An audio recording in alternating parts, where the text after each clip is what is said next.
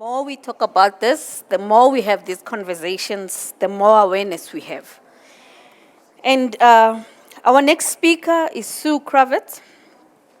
She is a founding member of Impilo Child Protection and Adoption Services. She is a social worker by profession and has been specializing in adoption for over 30 years. She has worked with birth moms, adopters, adoptees, and sees herself as an advocate for the rights of children with a focus on abandonment, representing these issues at national and international levels. Sue, thank you very much. Good afternoon. First of all, I want to say thank you for inviting me to talk today. I know that my colleague Zoe Cohen was a regular talker at these events, and unfortunately Zoe isn't with us anymore, and I just want to pay tribute to her. I've been doing adoptions for about 33 years, and interestingly enough, I started in private practice and then went into an NGO.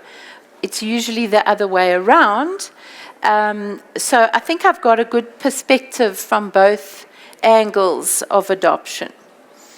I've consider it to be an honor and a privilege to do adoption and to be involved in helping families and making families and giving children an opportunity for a home, as well as allowing people such as yourselves to become parents. I've also had the privilege of working in a broader community, in changes in legislation, so and representing the adoption community quite broadly. Can I ask you, who of you know somebody who's adopted, has adopted, or has had an unplanned pregnancy? How many of you? A couple of you. So most of us know somebody who has been touched by adoption. And today it's quite commonplace for celebrities to adopt. And there's many movies about it. And a lot of them are not quite factually true. But it's a very easy subject for people to talk about today. And it's no longer this deep, dark secret that we have to dodge around and we can't talk about. The more open we are about it, the better it is for our community and also for the families and children concerned. So let's talk about how challenging it is. I'm not going to beat around the bush. It is a challenge, adoption. Infertility is unfortunately a challenge. Adoption is fraught with all sorts of issues, from when we start with the mother who is carrying a child who she didn't plan to have, to the child who has to deal with this throughout his or her life, and also for the adoptive parents. There isn't a single book that tells you how to be an adoptive parent. Adoptive parenting is like parenting. It's difficult, it's challenging. But adoption throws in some other elements that you have to educate yourself about. However, it's extremely rewarding should you go down that path. And we see children doing well, happy families, and we know where these children have come from, and we know what sort of situation they would have been in. So that is wonderful to be able to see that happening. For most people, having a biological child is the first prize. 99% of people, 99.9, want to have a child. For those who've had children, option sometimes becomes an option for them. And that's often an altruistic reason. They feel they want to give back to the community. But most people do want to have at least one biological child. The people that walk through our door don't choose adoption as their first option. It comes after many, many months and years of dealing with their infertility. And there are various theories around when you're ready to adopt.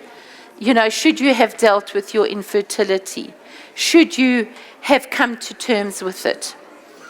I don't think one ever really comes to terms with infertility. I think it sticks with you for the rest of your life. But you have to be able to put it in its place so that you can move forward with an adoption.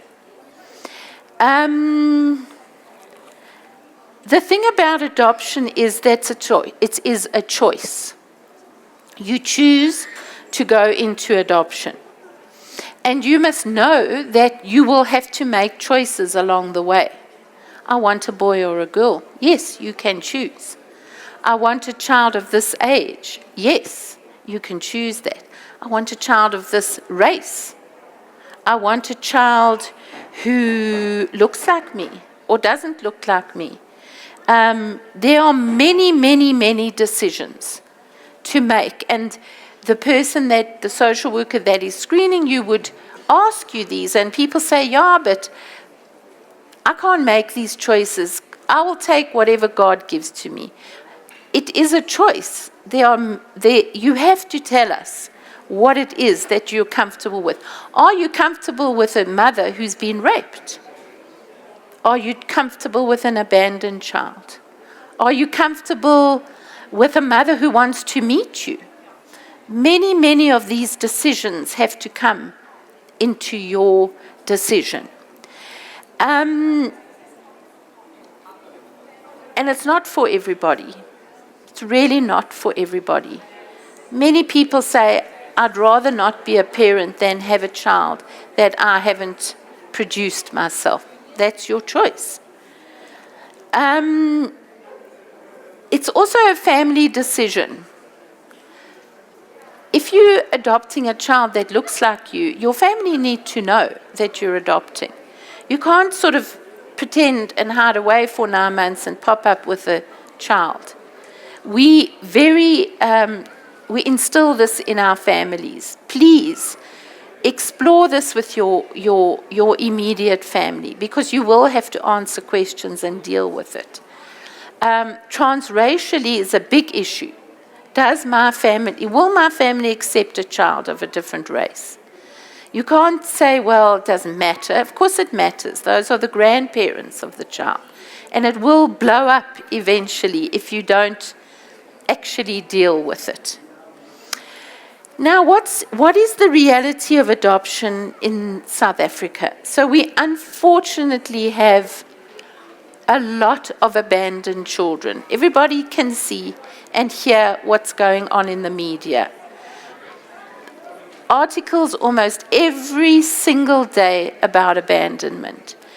Children found on rubbish dumps. People put into the baby safe. Children put into baby safes.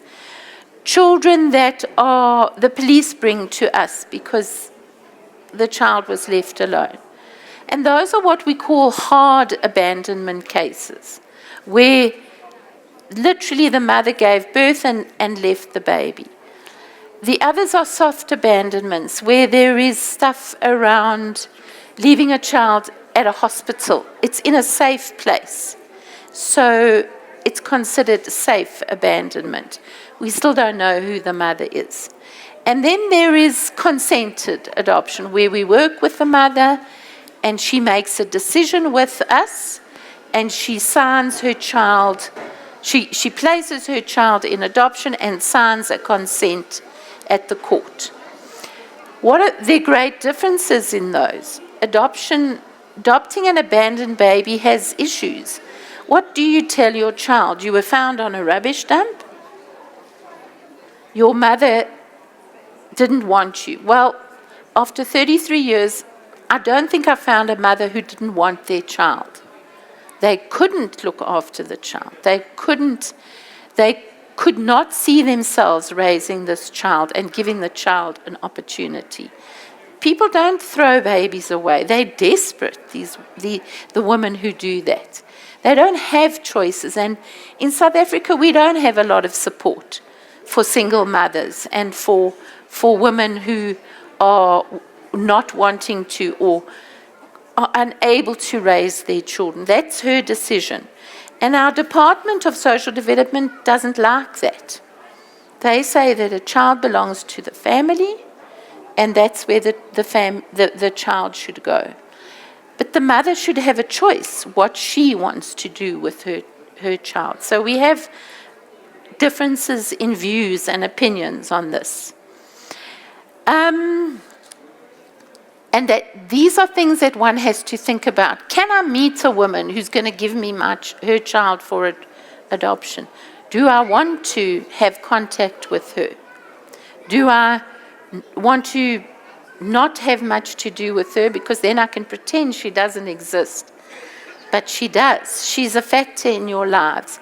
And if you embrace her into your family, it's much easier. I don't mean that she comes to live with you, but spiritually and emotionally, if you can embrace her as part of your family, then you will have an easier time in dealing with her reality.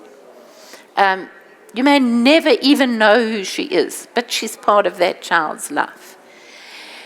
If we look at who can do an adoption, so this is quite strictly controlled.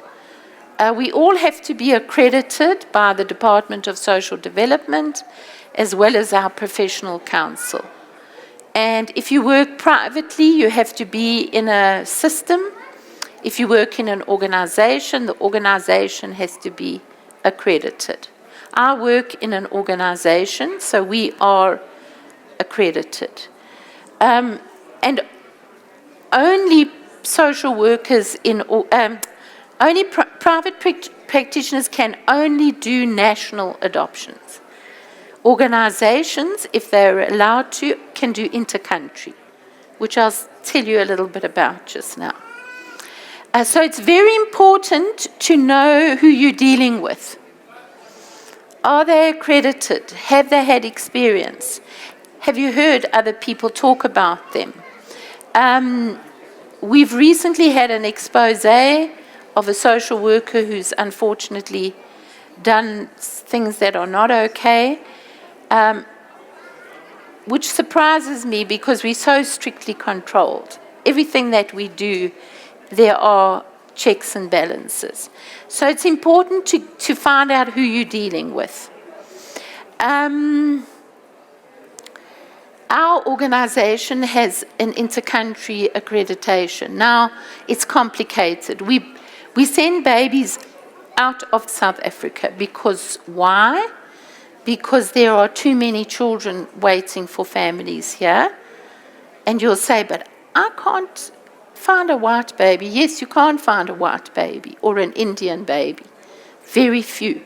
Because they are not coming forward to be adopted. We have so many black children, unfortunately. So there's a process that we go through to be able to send a child overseas. And these are all agreements in terms of the Hague Treaty. It's complex and very strictly controlled. Now, bringing babies into this country is another issue. South Africa has an agreement with India to bring children into South Africa. Okay, so this is interesting because you have to be of certain origin in your Indian descent to qualify. It's complicated, it's difficult, but it can be done. The problem is that our government has not accredited anybody for it. There was an organization that was doing it, and they weren't able to handle it. It's very, very difficult work. We were approached to do it. which we were quite keen on, but the department shut the negotiations down. I would say if there's enough interest, we could possibly push them to try and look at it again, because we know that our Indian population is affected by infertility the same as everybody else. But it's also pretty complicated. And we also know there are children available in India for adoption. So, yeah, but we don't bring other children into the country. We used to work with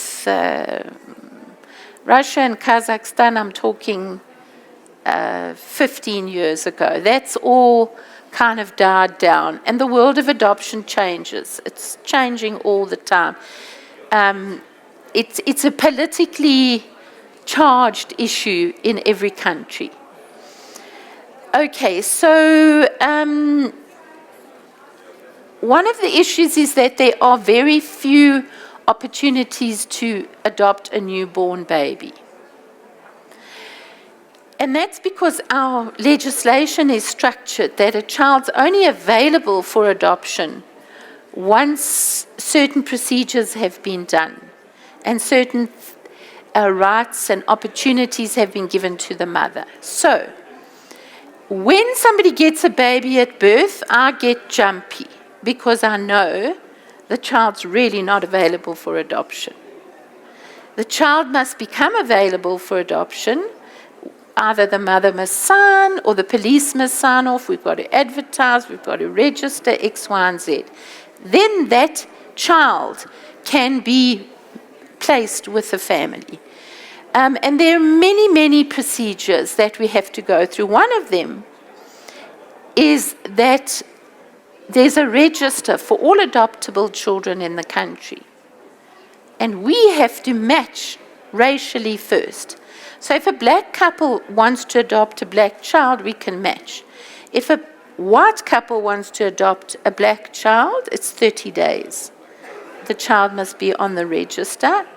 And why? Because they're looking for same-race adopters. The agenda is place in your same race. And research shows that it does have merits. It's not the only thing that counts, but it does have merits. And then to send a child out of the country, we wait a further 60 days.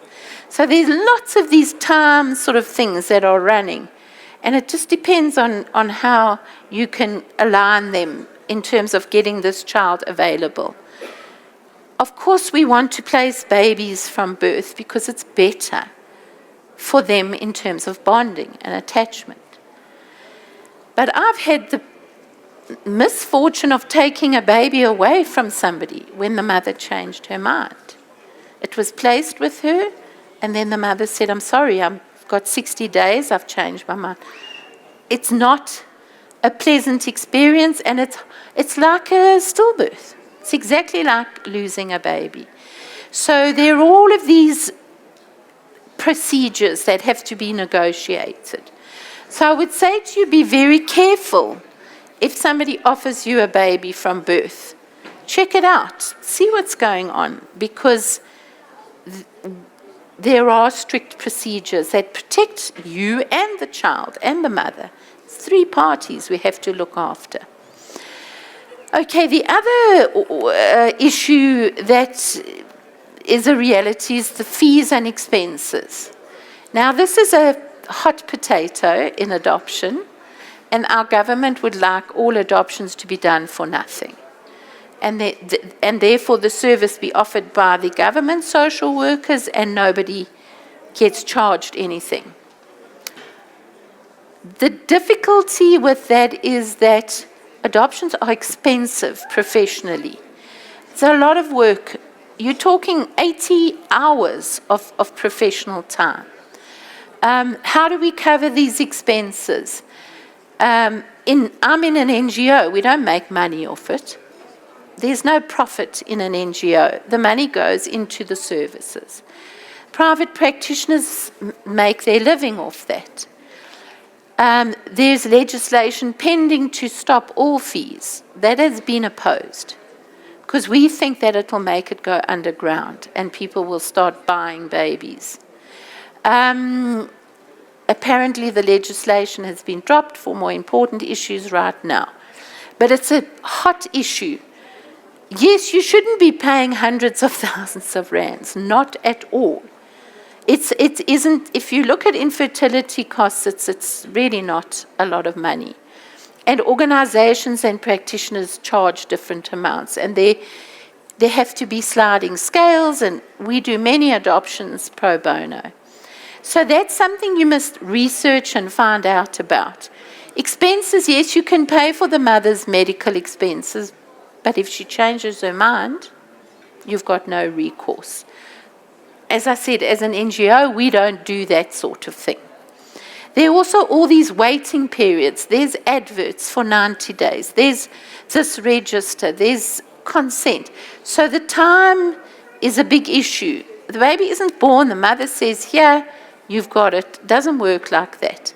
And there's so many permissions that have to be got at various levels.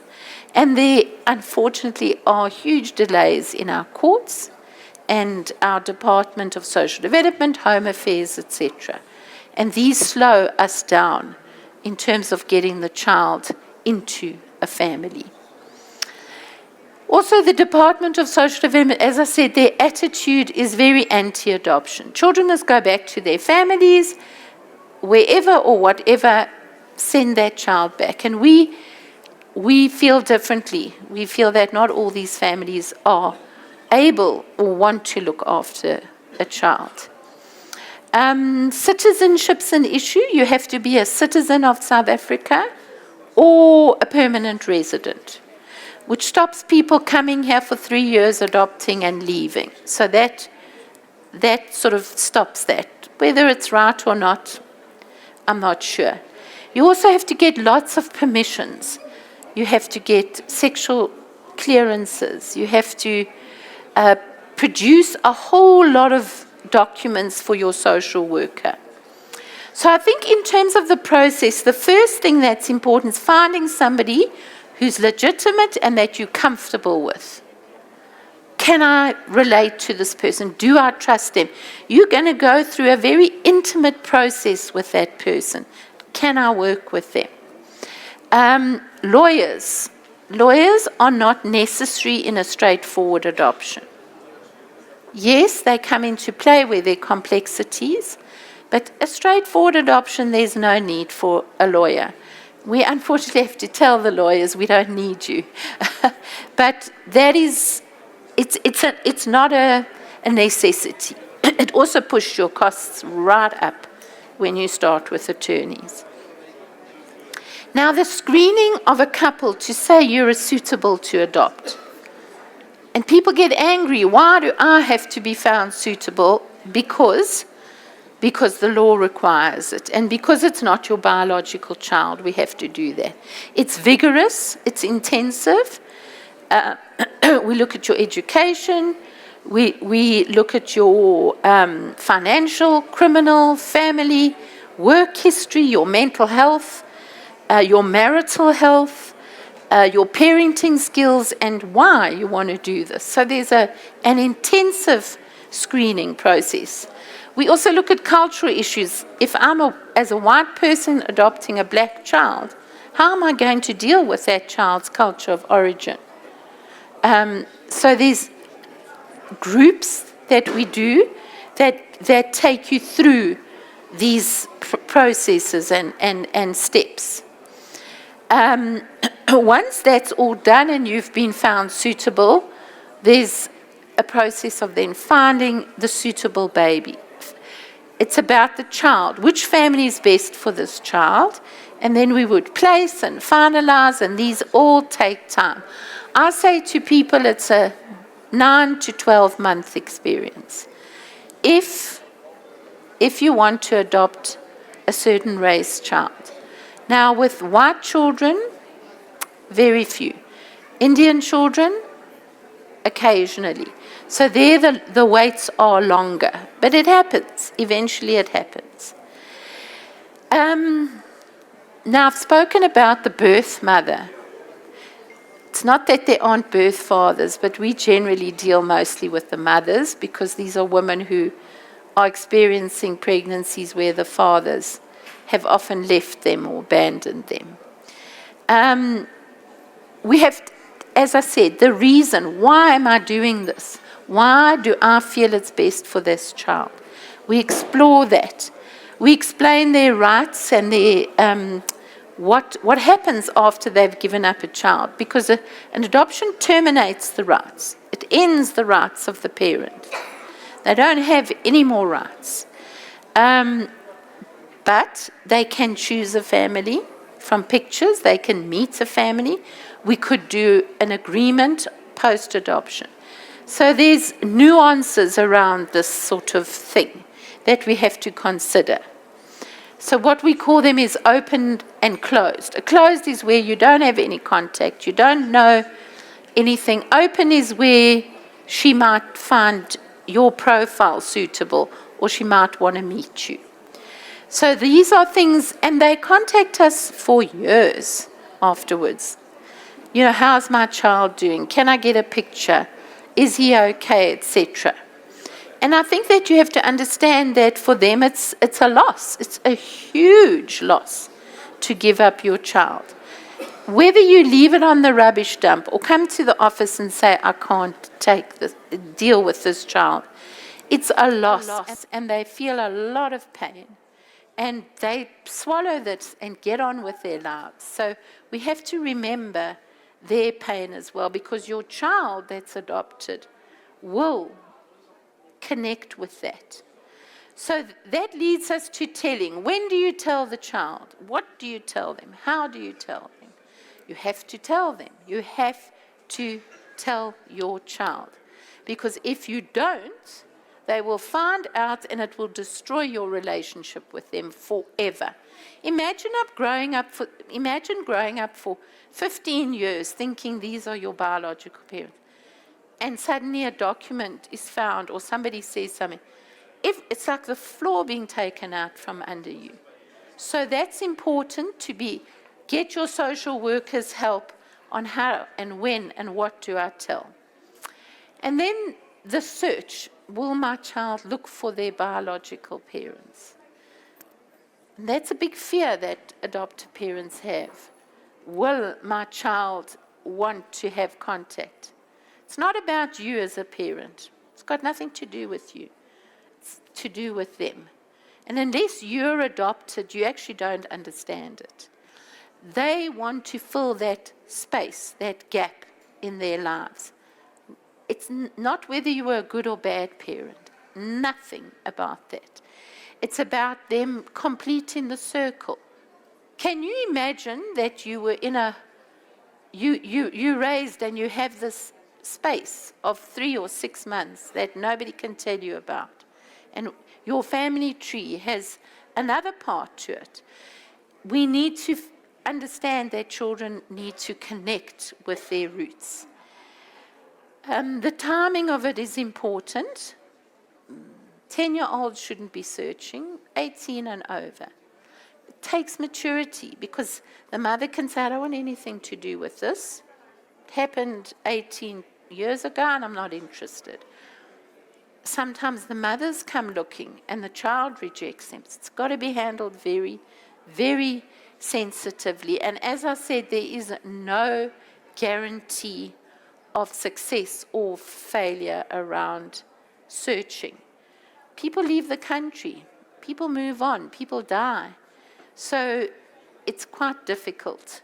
And with abandonment, there isn't anything to find. We encourage our adopters to take pictures of where the child was found, go and speak to the policeman who found the child. Try and put the pieces together. You spoke about a box. We have the same thing in adoption, a box. And you put everything in there about whatever you know about this child's history. Or you make a book, we call them life stories. Whatever method works for that family. It's really important to, everybody has a baby book. I was born at this hospital at this time, and this is my wristband. So all these little things are important to keep for the child, so that they can put together the pieces of their lives and not have these empty spaces. I could go on and on, but I think that I've kind of covered the basics. Okay. Thank you so much, Sue. Sue actually facilitated... There you go. Sue actually facilitated our adoption together with Zoe. We miss Zoe very much. If some of you were here early in the morning, you would have seen a 9-year-old running around with glasses. That's Ashton. If you've got any questions around adopting as an adoptive mother, then you can come to me and ask me. I don't mind. Email me, WhatsApp me. My card is at our stand number 25. Thank you so much, Sue. I appreciate it. Pleasure.